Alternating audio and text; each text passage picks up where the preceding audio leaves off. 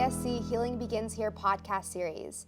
The Victim Service Center, or the VSC, is a nonprofit organization that provides free, individualized counseling and other services to survivors of trauma in Central Florida. In this episode, we will be talking about disability pride. Disability pride is a vibrant and empowering movement that aims to challenge societal perceptions, dismantle barriers, and foster a culture of inclusivity and acceptance for individuals with disabilities. Through this episode, we will explore the multifaceted aspects of disability pride, the challenges faced by disabled individuals, and the importance of creating a more accessible and equitable world. And to start us off today, I have with me Beck. Thank you so much for being here today. Yeah, thank you so much for having me. Beck, to start off, could you share with our audience a little bit more about who you are and what you do? Absolutely. So I am a queer, non-binary, disabled, and neurodivergent person, and also an image description for those listening in. I'm a white person with visible tattoos. I have curly brown hair with round glasses. I'm wearing an orange tank top, and my background is just a wall with some art hanging on it. So yeah, I'm the founder and executive director of Basically Wonderful. We create peer-led spaces for disabled and LGBT folks. So we have a support group and a book club for disabled folks, along with a book club for trans folks. And we also host community events that are open to anyone 18 plus. And it's essentially just a fun excuse to come together and just enjoy time with community members. We aim to make all of our spaces accessible to disabled and neurodivergent folks, and we also aim to make our spaces welcoming to all queer and trans folks as well. And we really want to celebrate the intersectionality with those two communities because there's so much overlap between the disabled and LGBT community, and we want to celebrate that. And folks can learn more about our resources on our website, which is basicallywonderful.online. Thank you so much for sharing. Could you please explain the broader concept of what disability pride is and how it relates to the disability pride movement? Absolutely. So Disability Pride Month is celebrated every July, and it's an opportunity to honor the history, the achievements, experiences, and struggles of the disabled community. This month marks the anniversary of the Americans with Disabilities Act, which was landmark legislation that broke down barriers to inclusion in society. Honestly, there's not many original things that I can say about this topic anymore because we're all collectively fighting for the same thing. We all just want to be seen and heard. And so disability pride is about being proud of our disabled identities and bringing awareness to the stigma we face. This is a building block for the disability rights movement. Despite the wonderful progress that the ADA brought us, things have been sitting still for the past 30 years. We should be farther along by now with accessibility and with equality.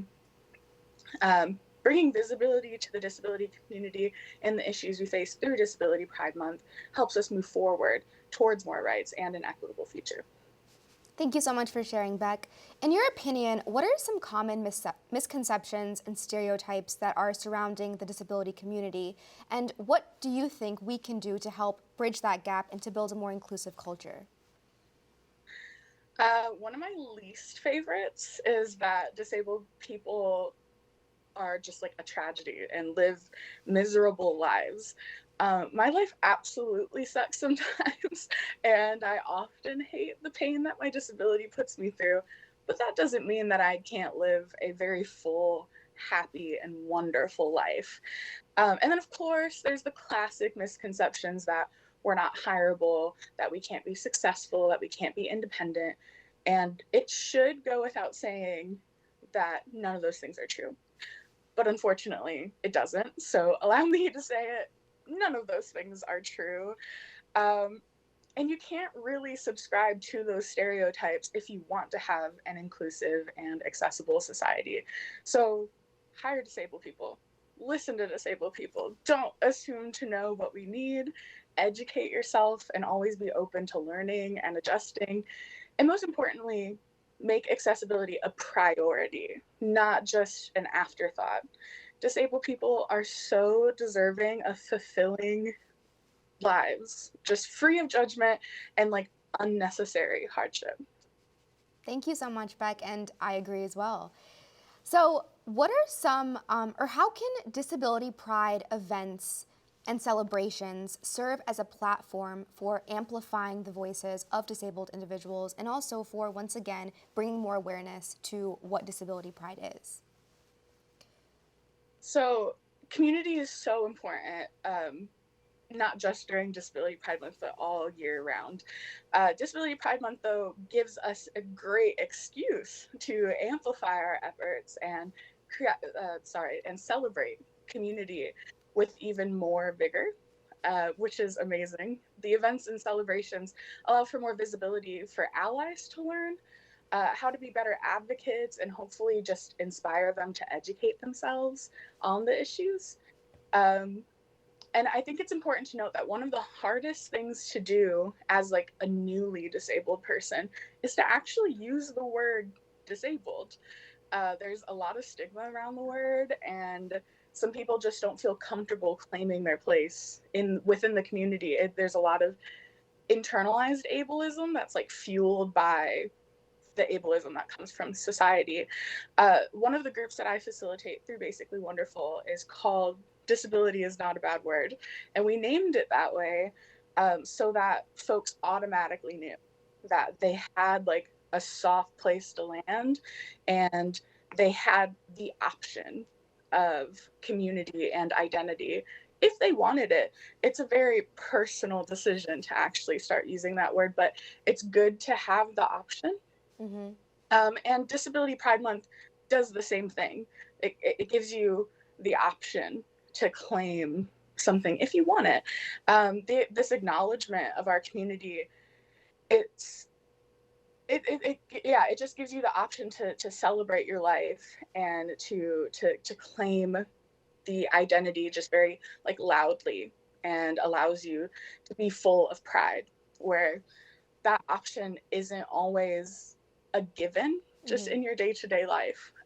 So, you know, being disabled is a part of who I am, and I'm really, really proud to be a part of this community because I actually get to take up space, and space is made for me, and you don't find that everywhere. So I'm really excited that Disability Pride Month just kind of offers options and freedom.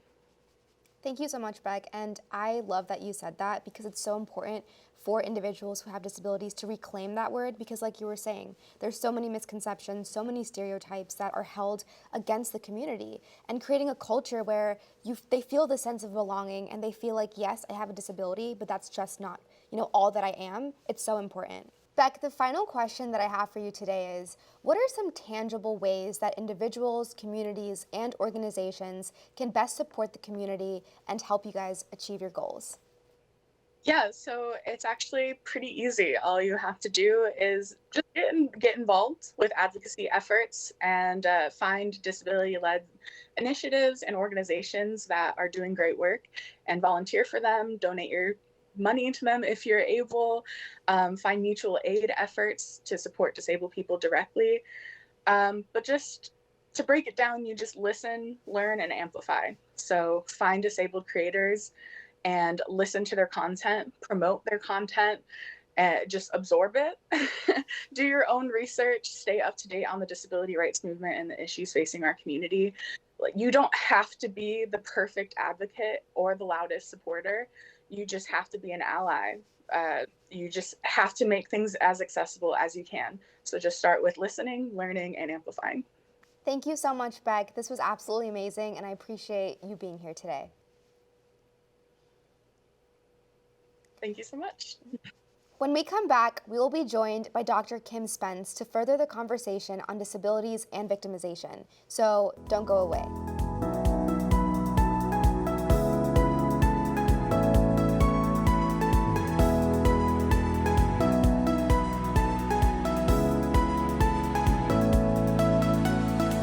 Welcome back to the VSC Healing Begins Here podcast series.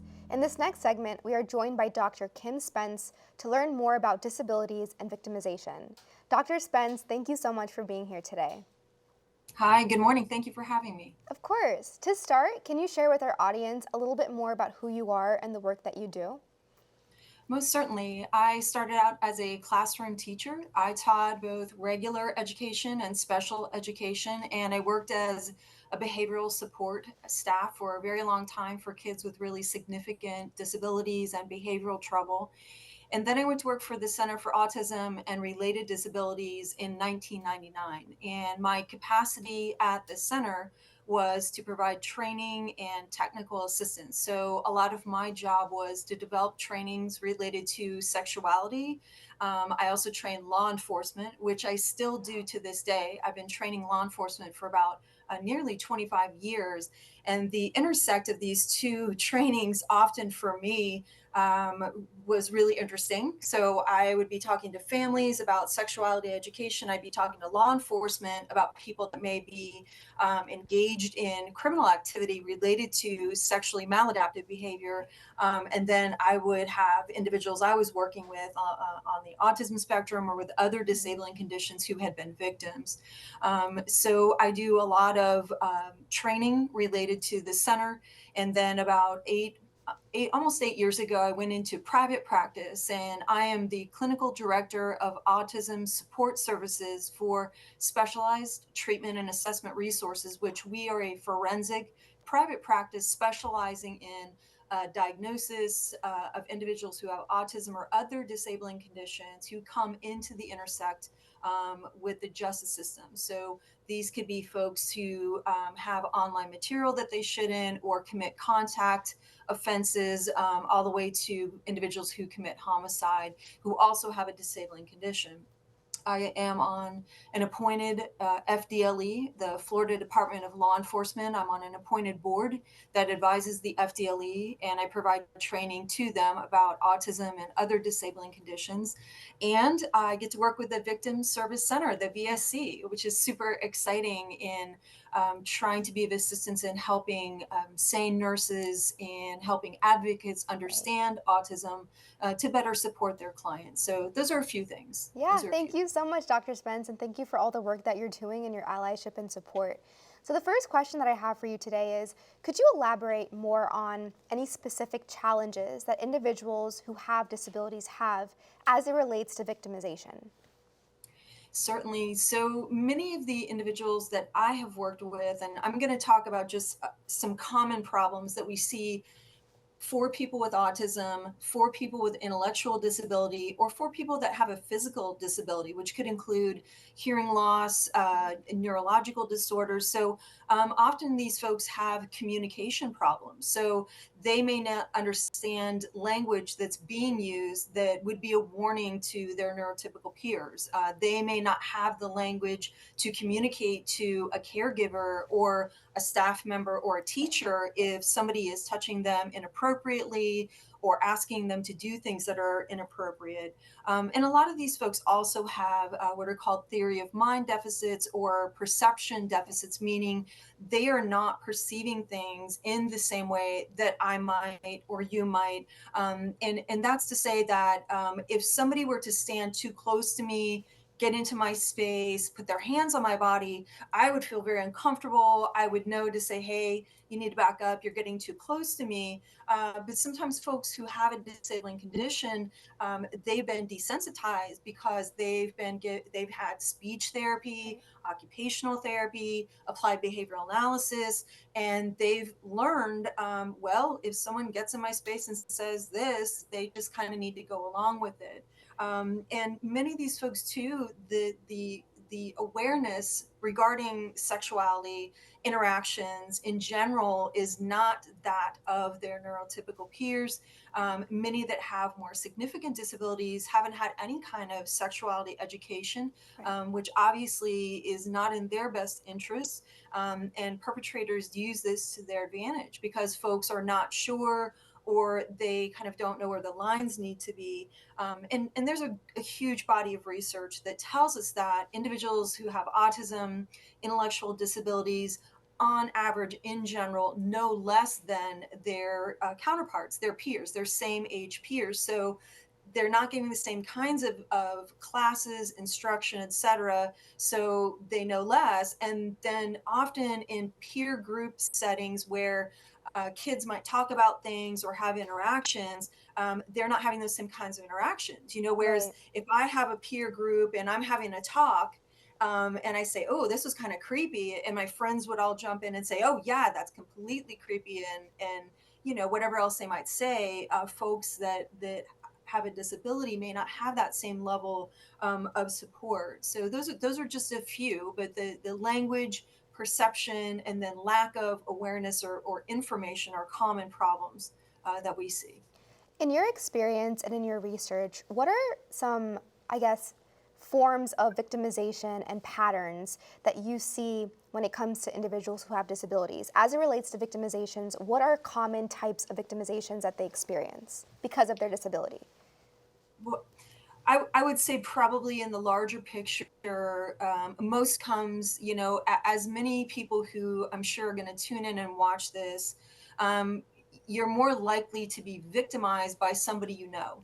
And in the community of folks who have disabilities, they are often dependent on paid workers, care staff, and people that may not be their parents or even their parents. And those are all people that may be more likely to sexually victimize the individuals who are in their care. So, just by virtue of having a disability and having less information, and somebody having a lot of access to you, when we look at people who perpetrate crimes, they often take jobs in care management, in group homes, in positions where they would have access to people who have low verbal skills or maybe not the ability to communicate what's happening. So there's definitely some risk related to that. I'm seeing, and I have seen an increasing trend online of victimization Mm-hmm. that is happening when they're online gaming and they're being approached by people who wish to do them harm or wish to victimize them.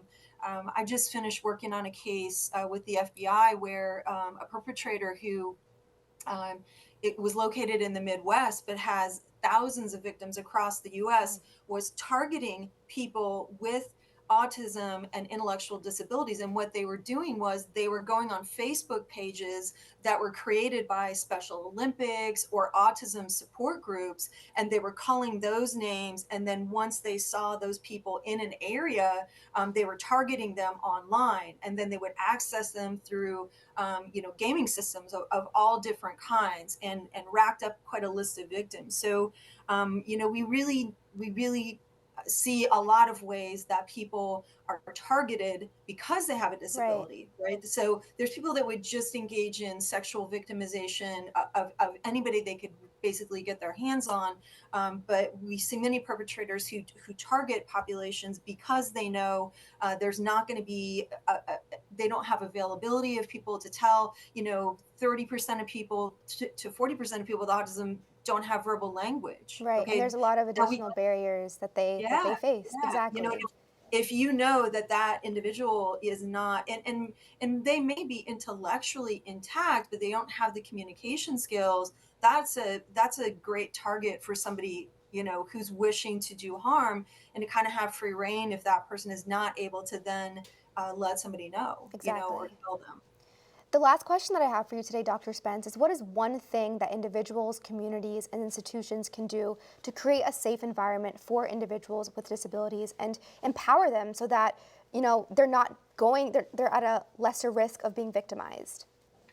Well, we need to, I call this hardening the target. We need to provide more information. We need to help people understand Hmm. about healthy boundaries, what healthy boundaries mean, who is allowed to touch your body, who is not allowed to touch your body. I mean, the basic tenets of consent. And a lot of the folks I have worked with that have been victims, they don't have a really deep understanding of consent, informed consent, and what that would mean.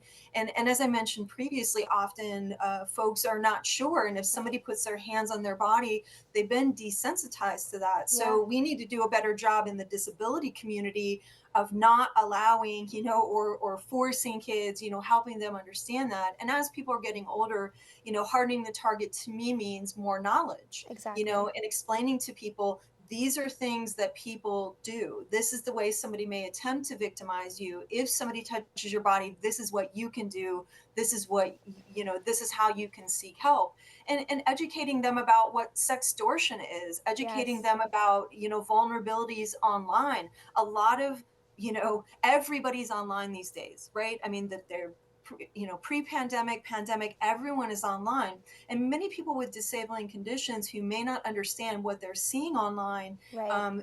they're really ripe for predation. So we need to help people understand what's safe online, who you should be talking to, and things as innocuous as, one of the my clients, the first layer of being victimized, a perpetrator was saying, take pictures of your feet, take That's a pictures big of one. body parts, and then got to take pictures of your genital, right? But it Yeah. started with one thing and then it kind of progressed. And so, my client didn't really understand. So we need to help people understand, how these folks operate. We have a Yeah. lot of information, from law enforcement nationally about, things to look for. So we need to better educate the community, caregivers, and individuals so Thank they you. have the kind of information they need. Thank you so much, Dr. Spence. And you're right. I mean, we can have an entire podcast on disability awareness and things to look out for, especially when it comes to consent and educating the community. But I appreciate you so much for being here today. Thank you for sharing your expertise and your knowledge. And we're going to have one of these again soon. Great. I look forward to it. I'm always game. Thank you. Thank you for covering the topic. Of course. If you would like to learn more about the VSC and our free services, please visit victimservicecenter.org, call our office line at 407-254-9415, or call our crisis line at 407-500-HEAL. And to everyone listening, healing is not linear, and you are not alone.